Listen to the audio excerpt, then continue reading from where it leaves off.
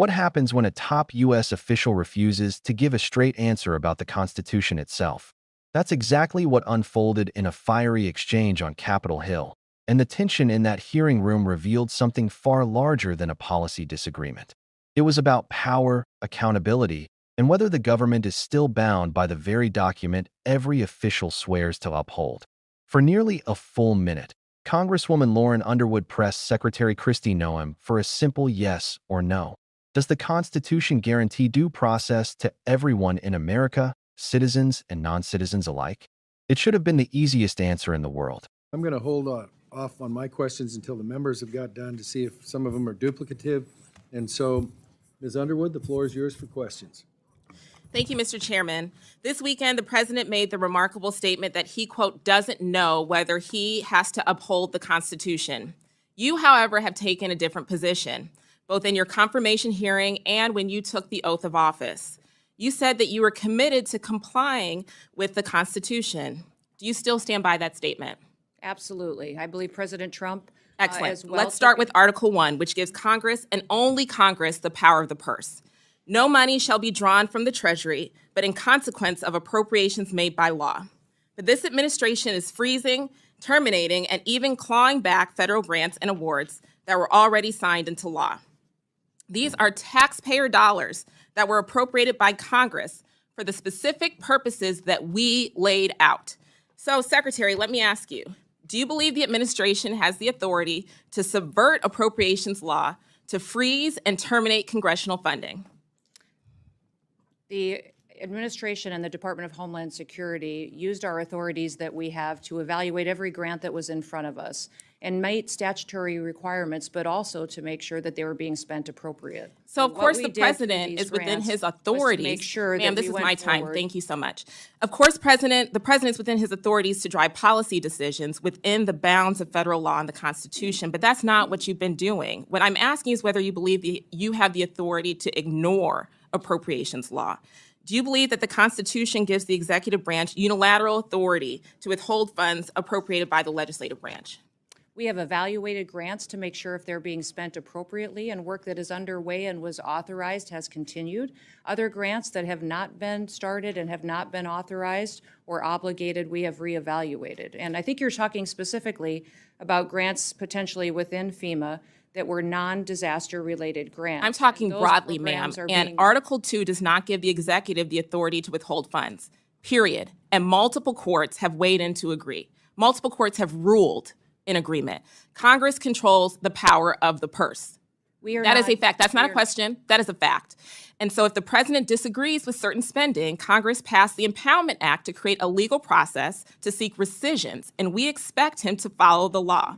This administration is not just ignoring the constitutional power of the people's elected representatives. It is also violating the fundamental right of individuals.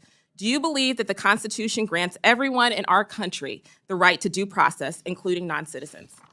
The administration has the authority to. Ma'am, I'm looking for a yes or no question. Yes or no. Do you believe the Constitution? Yes, ma'am. Do you, We have ma'am? not conducted in Claiming any my kind time, of Mr. Chairman. Time is yours. Okay. Secretary Noem, I'm just looking for a yes or no here. Do you believe the Constitution guarantees due process to everyone in America? Due process is exactly what this Congress lays Yes out. or no? It is, and Okay, the ma'am, tools I'll take you that as give a us no. on due process Excuse me, is I'm trying, afforded to. ma'am, I'm trying to ascertain your understanding of the law as it applies to your department. And you as its leader should be able to give us a yes or no answer, because judge after judge has ruled that the law is not being followed. Do you believe that the U.S. government has the authority to deport American citizens? No, and we are not deporting great. U.S. citizens. I'm so happy to hear that you do not believe that the law gives you that authority, because the federal government has no authority under U.S. laws to deport any American citizen. And as I know, everyone viewing this hearing today knows that several American citizens have been deported to haven't. date. That is not Secretary true. Noem, that was not a question. Secretary Noem, that oath that we both swore before taking office was to protect and defend the Constitution of the United States, not the president, not a political party, the Constitution. And that's what we're going to keep doing here at the Appropriations Committee. Thank you. I yield back. Yet, instead of clarity, we got evasions, half statements, and a verbal dance that left millions watching in disbelief. Because when the question is about whether the government can deny someone basic rights, hesitation is more than troubling. It's alarming. And this was just the beginning. Underwood's opening challenge set the stage for what became a striking confrontation. Her questions weren't long-winded speeches or political theater. They were direct, sharp, and impossible to dodge, at least in theory. But Noem, under pressure, seemed determined to avoid the word yes. Every response circled around bureaucratic explanations, deflections, and vague references to authority. What should have been a two-word acknowledgement, yes, absolutely, turned into a maze of political maneuvering. And that's where the real story begins. Because this wasn't just about legal definitions, it was about trust. If a leader cannot affirm the most basic protections in the Constitution, what does that say about how her department enforces the law? But that wasn't the only issue Underwood raised. She quickly expanded her questions beyond due process and into one of the most important constitutional powers Congress holds, the power of the purse. Article I of the Constitution is crystal clear. No money leaves the Treasury without Congress's approval. This isn't some minor detail buried in the text. It's the foundation of checks and balances, ensuring that no president or executive branch can unilaterally decide how taxpayer money is spent. Yet Underwood pointed out something troubling. Funds that Congress had already appropriated, money legally passed and signed into law, were being frozen, withheld, or even clawed back by the administration. These weren't theoretical dollars. These were real grants, projects, and programs intended for the public. When pressed, Noem insisted that her department had the authority to evaluate grants, to decide whether they should move forward. But evaluation isn't the same as nullifying the will of Congress. Courts have already ruled that the executive cannot block spending simply because it disagrees with Congress. And that's where Underwood's line of questioning cut through. This isn't a debate, she said. This is a fact. Congress controls the purse, not the executive branch. That moment crystallized what was at stake. If the executive can ignore appropriations, then one of the central pillars of American democracy crumbles. Imagine what that precedent means. Any president, any administration, could decide on their own which laws to follow and which to sidestep.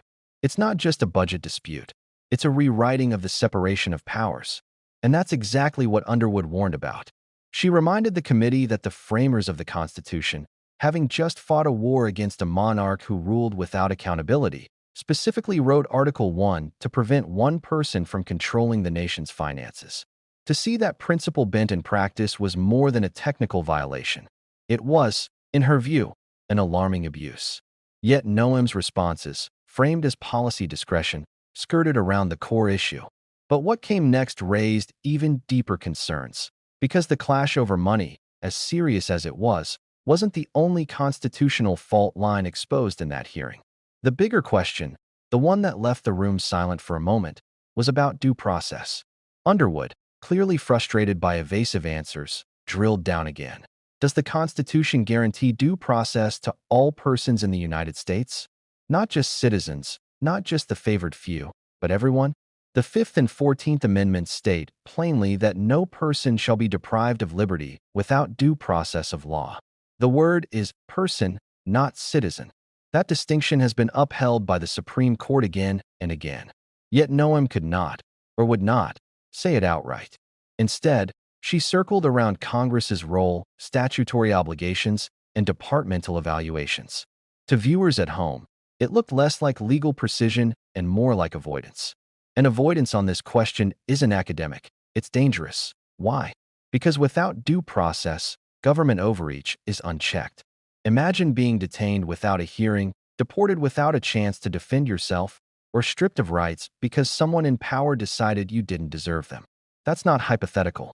Underwood reminded everyone that U.S. citizens, born in this country, holding every constitutional right, have been wrongfully deported in recent years.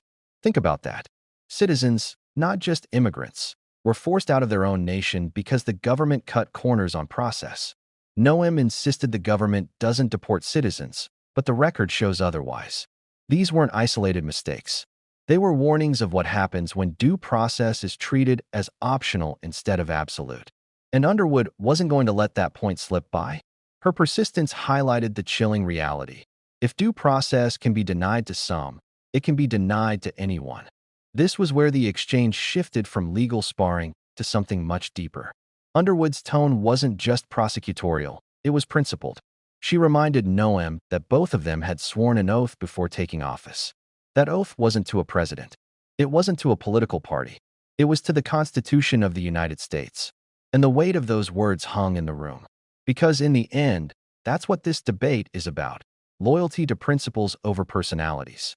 When officials blur that line, when they serve political pressure instead of constitutional duty, then the balance of government tilts dangerously. Underwood's statement, "The oath we swore was to the Constitution, not the president," was more than a rebuke. It was a warning that if this balance is lost, so too is the foundation of American democracy. The bigger picture here is unsettling. If the executive branch can freeze funding already passed by Congress, if officials dodge clear constitutional guarantees like due process, and if citizens can be wrongfully deported with little accountability, then what remains of the system of checks and balances? Underwood's questions exposed more than one secretary's evasions. They exposed a trajectory, one where power concentrates in the executive, where oversight is brushed aside, and where the Constitution is treated as flexible suggestion instead of binding law. That's not a partisan observation. It's a structural crisis. And once that precedent is set, history tells us it's incredibly hard to reverse. Governments rarely give back power once they've seized it. This is why hearings like this matter so much. They aren't just political theater or viral moments for social media. They're one of the few tools Congress has to pull the executive branch back into the light, to force uncomfortable questions, and to demand accountability on the record. That's why Underwood's insistence on yes or no answers matters. Because democracy doesn't survive on vague assurances. It survives on clear commitments to the law. And when those commitments waver, it's the responsibility of oversight to call it out. So what do we take away from this confrontation? First, that due process is not optional. It is the shield that protects every individual from arbitrary government action. Second, that Congress's power of the purse is not symbolic. It is the mechanism that ensures no single person decides how the people's money is used. And third, that oaths matter. When officials swear to defend the Constitution, they are binding themselves to a principle that must come before politics. These aren't abstract ideals. They are the very safeguards that keep liberty alive. As viewers, as citizens, we're left with questions that go far beyond one hearing room. Are we still a nation of laws? Or are we sliding into a system where the executive acts first and explains later?